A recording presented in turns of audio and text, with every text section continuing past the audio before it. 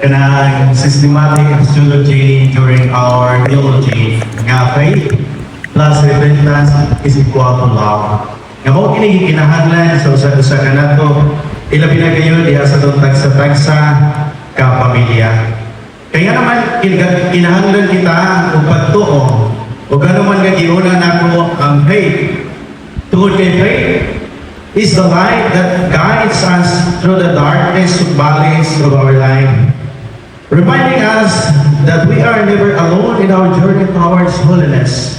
Bisan niya sa inyong pamilya, kung adunay pagtuo, bisan unsa kasakit ang mga experience na inyong mabati o madawan, mga problema na inyong halasinati, nga naman nga nagpabilin naman mo, tungod kaya doon na mo'y pagtuo sa usan-usan. Kaya matag-usa kaninyo kung mula'y pagtuo sa sinugdanan palandaan, dili na kamo maghuna-huna ka magkuya pa. Muna diya sa kinabuhi dahil nato, gatinahanglan ang pagtuo. Kaya ang pagtuo, o kini maghatag nato paglahom alang sa kausaban sa atong kinabuhi. Huwag mo kini ang nakanindot sa atong kinabuhi, tungod kay aduna kita'y pagtuo nga dili mabayran, pagtuo nga dili mawala bisan pa man kung daghang kapagsulay nga mabot sa atong kinabuhi.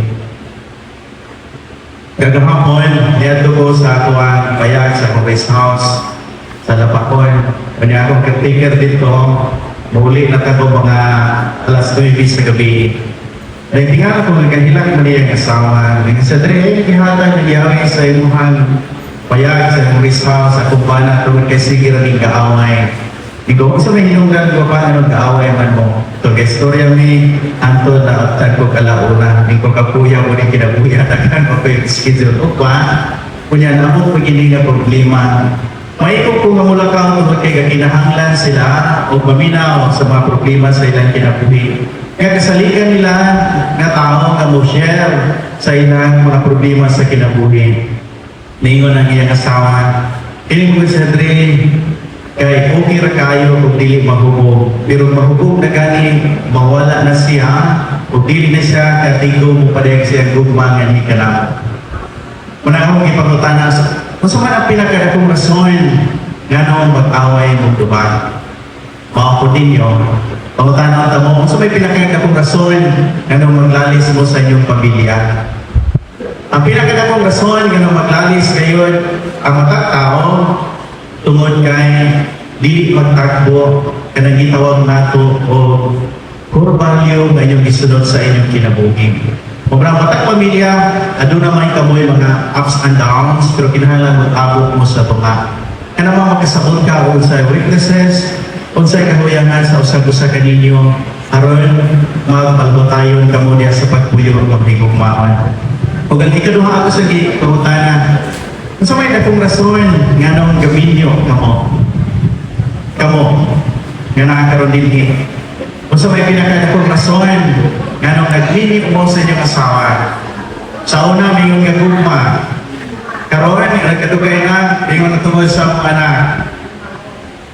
Karoon nga nagkadugay na, mayong natungod kay balisod namin, o bulag tungod kay nato na kayo, ang mga butang na amuhan na acquire, o nabot sa among kinabuhi.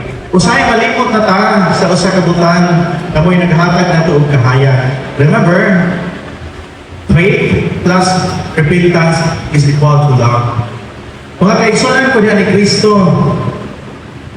faith is an unwavering belief in a greater purpose even when the path seems unfair to us. Kung aduna kita'y pagtubo, pagsalig sa usag-usa, bisan pa man kung makasasala ang usag-usa, apay magbamungahon o magbahalo tayo. Ubitan niya sa kinabuhi, sa pagsunod na sa seminaryo, o kabalogon sa seminaryo, o kabalogon sa napare, muna ko ganahan kung magkailangan ko, kuyog na muna ko. Ako gada ko, nawala gada ko sa simbahan. Gada ko, kuyog sa mga tao, ng mga puriyagon. Muna natubo ko nga, ako ang enjoyment sa akong kinabuhi ka ng dulang motocross. inom, sugal, ora na, magkakalipay. Kaya ngay pagkapare bato sa balay, mula ka ko. Kaya nga naman, kung kinakita na ko nga sa si mama at si papa, sige kasimba, apan sige ramang away. Apan pagkapare na ako, nausod sila, napagsunod na ako sa seminaryo, bisag ako kabalo sa seminaryo, na si Father Pancho itong na time nga siya. Kaya kung akong itaksa ng pulis na ron, i-take siya ang exam sa seminaryo niya, i-driver ko niya. Na naghulat ko dito sa lobby sa seminaryo niya, nga ito nga, pare na ron nga, si Father Pancho niya siya, take na nag-exam para di mo sayang ang mga oras. So, ni-take ko exam, so ito po kitabuan ano ako may nakapasal. Yes, ganahan ako sa seminaryo kay puro lalaki, kunya, daghan ang mga dula. Pinako ang seminaryo, masigarang dula, sus kay mag-ampo manilay. Dito, kaya mag-ati mo kabalong rosary. Ligay ko kami uray sa Our Father, samot na ganang Hail Mary, samot na sa Santos Gamisa. Kaya wag ko'y alimuhag, ignorante ko niyana. Samot na kay sa seminaryo, mo sermon ni, so matag visa, isulat na ako. Na-challenge sa kong kinabuhi, ganahan ko mo pauli, pero dito na ako nakita na my life is always searching for meaning. Para paringa ka natong tanan, dahil sa inyong kinabuhi, kaya bisa pagsige buglalis, ano man, nga dili ko makalinto sa usa-usa. Kaya nakita mo sa tinuod nga meaning sa kinabuhi nga minyo, o sa kinabuhi, isip ko sa kaanak. Muna sa seminaryo akong isulat, kaning panahon sa bakting, asa to napita pagtimon, nga panahon sa klase, kay taga-bukid pa ako, nagkuliagon, kaya magkasulod-sulod sa klase. Mabot ko alas 2 sa kanlaon, tinuod ato sa siya. Karong gibuhat na ito na ko, tungod ko'y nagtuo ko, adun ako'y pagtuo, nga mausap ang akong kinabuhi, pinaagi sa pagpaningkamot. So ang kausapan din sa atong kinabuhi, kung wala ka tayo pagtuo, o paningkamot, git-git kini, o wala kini kahayag. O nga diya sa usag-usag kaninyo, sa iyong tag sa kapamilya, kung dili ka maningkamot sa pag-usap sa iyong kinabuhi, o nang sa iyong batasan, ang imong weaknesses, ay mga lapses, kung unsa ka, isip usa ka asawa, isip usa ka bana, o isip usa ka anak, dili kayo magkita ka o kahayag. Apat tungod sa pagtuo, tungod sa pagtuo nga gihatag sa Dios nga ni kanato, magpabungahan dahil ka natong kinabuhi. Tungod nga pagtuo, mo'y maghatag o kahayag. O nga, ang kahayag, na naghatag nga atong manawat, muna makahigol-sul na ta. Makita nato, o maako nato, kung sa deta ka magkasasala. Muna, repentance is a gentle act of turning back to that light, acknowledging our mistakes and embracing the opportunity to renew a new life, pagsugod sa bagong kinabuhi. O na ang repentance, dili ka na magkunang sa atong kinabuhi, kundi ang magkunang ang pagtuo. Ilisod mo na kasagaran sa mga tao ng pag-inusod na, karong ginugmaon ka. Kung may kasagaran, mayroon nga, sige, sabutan, magminyo ka, o pasayloon ka, pero kinahanglan ay kondisyon. Kung saan man pagkakita sa kahayag, sa tinuod nga, atong pagkakita kung ano na yung kondisyon. O nga mausap ang tao, kung ano na yung pagtuo nga sa Diyos. Kaya ang Diyos, mauman ang gugma. Unang faith plus repentance is equal to love for God. Kung sa mga gibuhat ni Kristo, murang nindot kayo rin dumiguhan, nga atuan, naghatag ko niyo to, about na hindi tungod kay this Sunday, mamagini ang pagkatapos sa Easter sa atong kinabuhi. O marunong na katapusan sa Easter. Sa Easter, sa atong kinabuhi, sa pagkabayanaw sa Diyos, kumusta man? Ano na ba'y pagtuo? Ano na ba'y kausaban? Kanang gitawag na itong bitanuya? At road turning back to God? O ano na ba'y gugma? O nga diya sa atong kinabuhi, ang pagkamahidol-sulon o ang pagkamapausapon, mausap lang ang atong kinabuhi o matransform lamang ang ato ang kasing-kasing ngadto sa pagtinuod nga kita, ngadto sa pag-anak sa Dios, o kung klaro na ganhi sa usa-usa ka nato. Pero bang makita nato kanang ang usa ka tawo na metanoia makita nato sa dagway nga hayag siya kabisan na ay problema apan aduna kabalo siya nga kining tanan adunay kasulbanan. Pero ang usa kay katawo nga wala na rin yun diha sa pagkinabuhi sa kabinyoon mura na kanunay nga Gabriel Santo lang daw. Ngayon nga, kumusta naman yung bukuma relasyon niya sa iyong bana o asawa, sa inyong mga isilingan, sa inyong community, isip couples for Christ, kumusta naman? Usahay nga nga, okay ra. Ang munindot kayo nga pangutana sa ngatuan, ipadayag sa usat-usan, kada mangutana ka sa iyong asawa, kumusta naman po para di mo? Mamutana ka sa iyong bana, kumusta naman po para di mo? Pangutana ko rin ito mga bana o asawa, kumusta naman ang akong pagka-ako diha sa inyong pagka-ikaw. Kaya kung wala ang pagkumusta ay, wala ang pag-imamatay. Kung gano'n, kakita ang mga tao, ilabi na kamong mga asawa o bana, basta sikirang kakita, madugay mo na lang kung managsuon, wala na kay taganay, wala na kumusta ay, usahay, ang isgutan, kabahin na o mga business, kalampungan sa inyong kinabuhi. Apain, kung magkumustain ka mo, diha sa usa sa inyong pagkaikaw, o sa inyong pagkinabuhi, magpamungahon o magpalipayon ka mo. Kaya nga naman, repentance, it will give us a new beginning. Tungod kay, diha sa pagtuo, nahayagan kita, o magbabungahon kita, tungod kay adunay gugma. Mga, diha sa itong kinabuhi, magbabungahon day kita kung ang gugma sa Diyos at walang sundod. Di ba kay, from the beginning, isgot kita itong pagtuo about faith. Ikaduha, mitanuya, kausaban. Ikatulo, ang gugma. Iyon sa mga ito, pagpalambo kining gugma sa Diyos, nga sa itong isikayngon, diya sa imong bana, diya sa imong asawa, o diya sa imong mga anak. Muna diya sa kami niyoon, pangutanon gayon na ako na mga magminyo ngayon kung kung sa may dakong rason nga ng gaminyo kung mga kung sa may dakong rason ngayon dahil sa ngalan nga magminyo tungod kay naaniya ang tanan niya akong ganahan. Kung pwede lang dili na ko kaslon huwag mo na rason dili na ko kaslon. Kaya nga naman huwag mo na panahon nga dili na kaganahan sa imong asawa, dili na kaganahan sa imong bana. Una kaya sa kaminyoon di ay kinahanglang pagitaon na to ang tao nga dili na to nga kaya nga mawala sila sa atong dughan. Lingihan na ninyo mga banang asawa, ito na yung mga asawa o bana. O kaya pa ninyo nga mawala sila sa inyong dughan. Kamu mga bana, pumunta na ninyo mga asawa, kaya pa ninyo nga mawala sila sa inyong dughan. Kamu mga asawa, pumunta na daw. Kaya ba? Kaya dili. Yung dagoy din mo ay.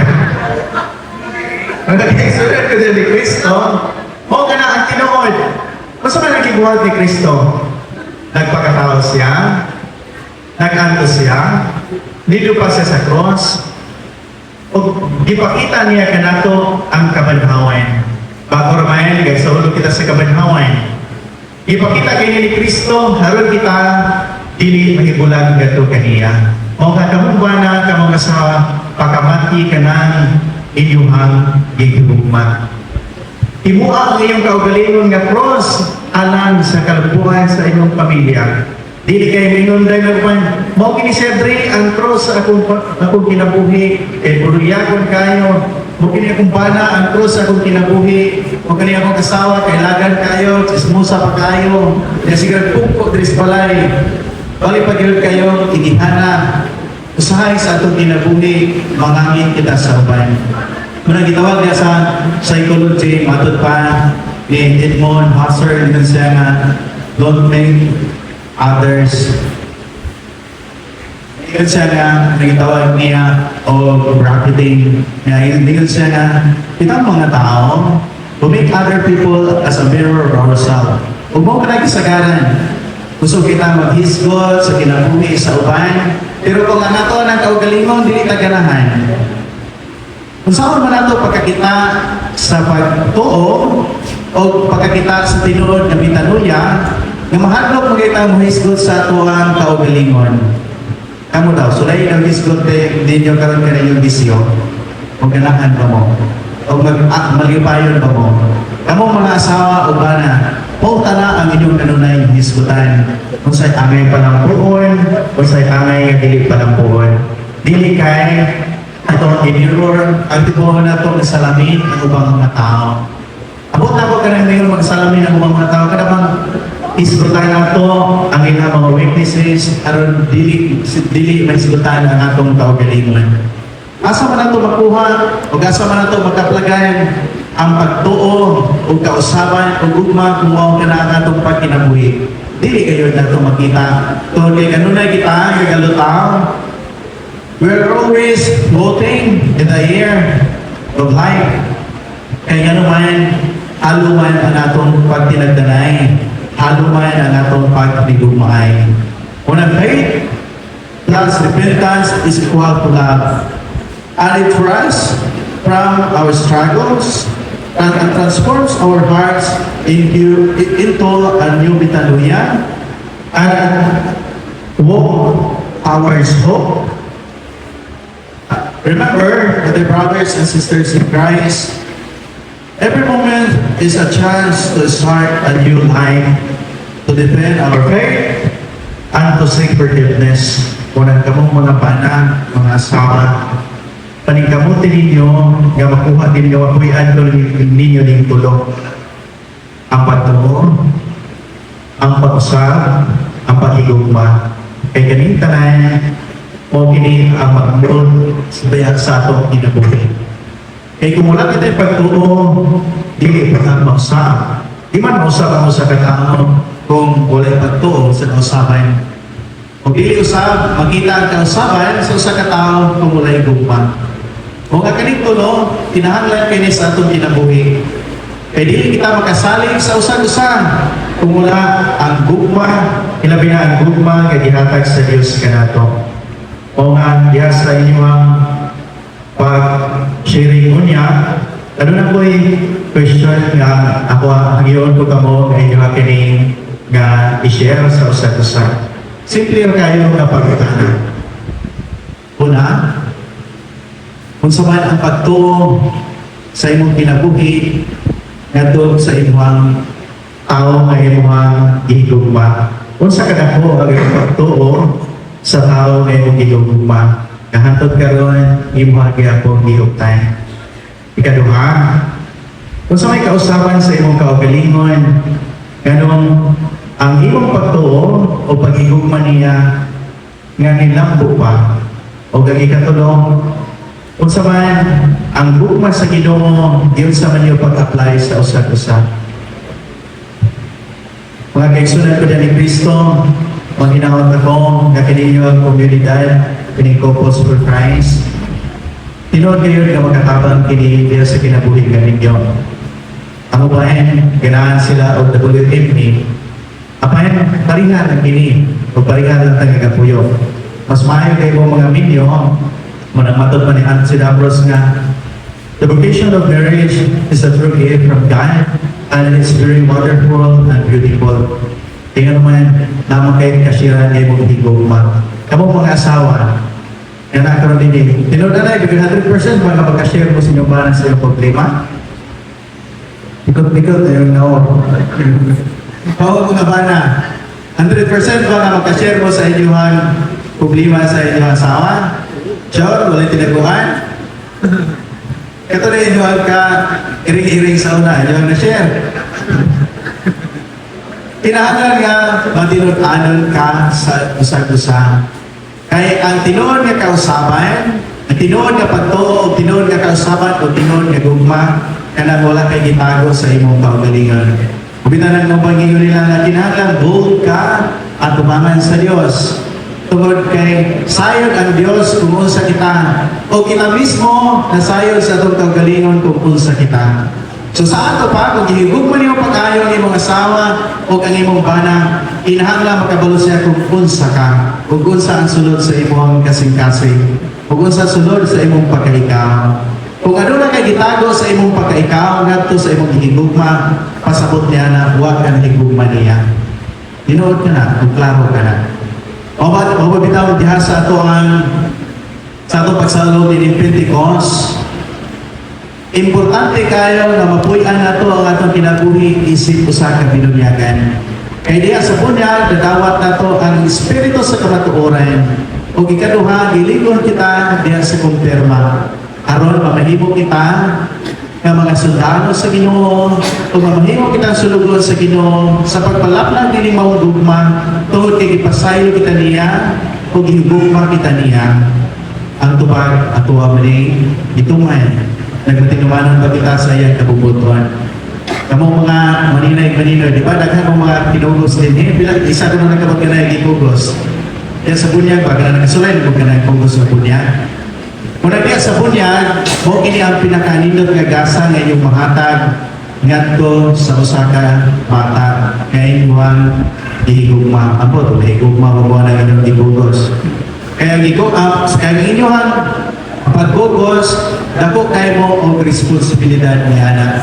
Kaya nga naman, dili mo mumugos kay mukaon o muhatag og gasa.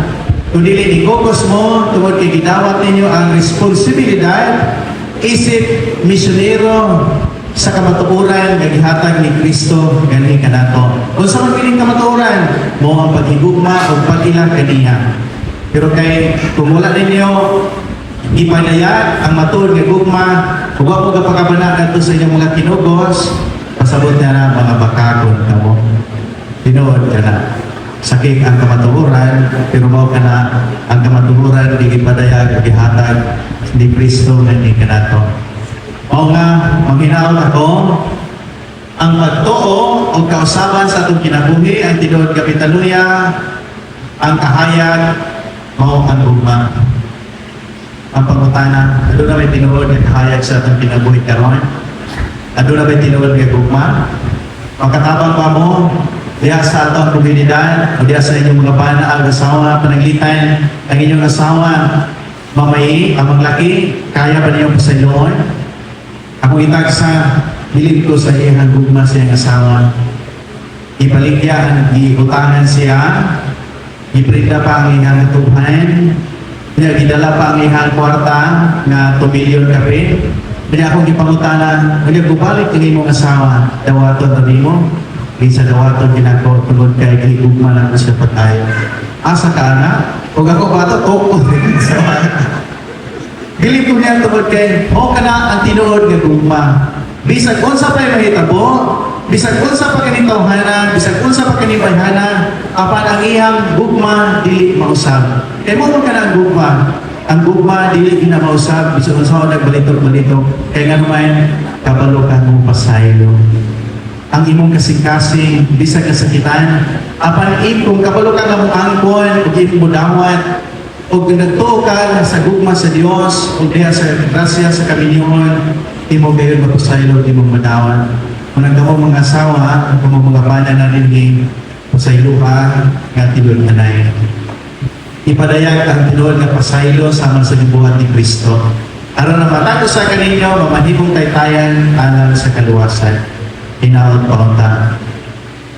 Kaninyong tanan, daghan kayong salamat o mayang hapon. Di na ako magdugay tungod kay napakoy bisa. So kaninyong tanan, daghan kayong salamat.